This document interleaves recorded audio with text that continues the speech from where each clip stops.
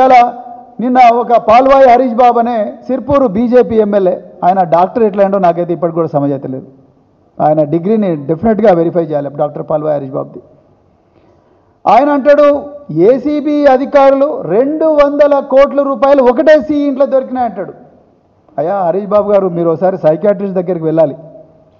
మీరు హెల్యూసినేషన్స్ గురవుతున్నారు, మీది మతి భ్రమించి మాట్లాడుతున్నారు.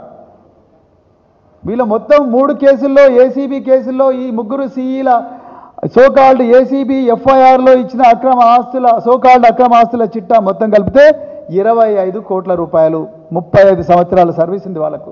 మీరు మీ సిర్పూరు కాగజ్ నగర్లో ఆ పేద ప్రజలందరినీ దోచి వాళ్ళ ప్రాణాలతో ఆడుకొని ప్రజా లైఫ్ కేర్ అనే హాస్పిటల్ పెట్టి ప్రభుత్వ ఆరోగ్య వ్యవస్థను మొత్తం నాశనం చేసి అందరు పేషెంట్లు కూడా మీ హాస్పిటల్కి రావడానికే మీరు వేస్తున్న సోకాల్డ్ కుట్ర, మీ నరేంద్ర మోడీని కూడా మోసం చేసి ఆయుష్ కేంద్రాలను కూడా బంద్ పెట్టి అందరు కూడా మీ ప్రజా లైఫ్ కేర్ హాస్పిటల్కి వచ్చే కుట్ర ముందు ఇది చాలా చిన్నదనిపిస్తున్నది నాకు.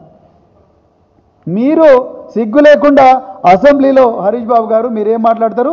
ఒక సిఈ దగ్గర 200 కోట్లు దొరికిందా? ఏ లోకంలో ఉన్నావు నాయన నువ్వు? సో వీళ్ళకి మొత్తం కలిపి ఏసీబీ వాళ్ళు రాసిందే 25 కోట్ల. 25 కోట్లు వాళ్ళు చూపించింది ఒక్కొక్క తేడా ఎంత ఉంది. ఈ నూనె శ్రీధర్కి వచ్చేసి 2.5 కోట్లు, అదేవిధంగా బూక్యార్ రామ్కు 3.5 కోట్లు.